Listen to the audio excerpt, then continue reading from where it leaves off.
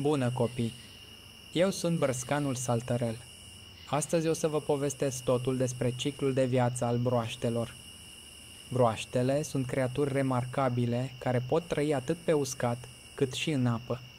Au trăsături distinctive, cum ar fi ochii proeminenți, labe notătoare și pielea umedă, care le permite să se adapteze mediului înconjurător.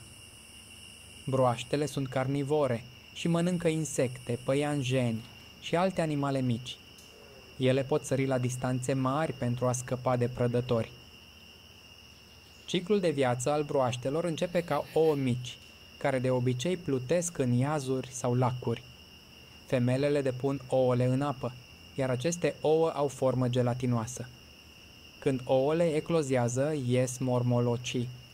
Mormolocii nu au membre, doar cozi care îi ajută să înoate. Ei respiră prin branchii și înoată folosindu-se de coadă. Se hrănesc cu alge și alte plante acvatice. După câteva luni, mormolocul trece printr-o metamorfoză, timp în care își dezvoltă picioare și plămâni. Coada este reabsorbită în corp, iar mormolocul devine un brotăcel. Tânărul brotăcel își dezvoltă picioarele din față.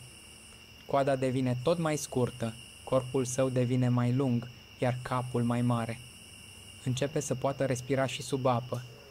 Pe măsură ce brotăcelul crește, coada sa începe să se micșoreze până când dispare complet.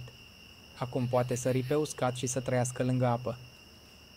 Odată ce coada a dispărut, broasca este considerată un adult complet dezvoltat și este capabilă să se reproducă, continuând astfel ciclul de viață.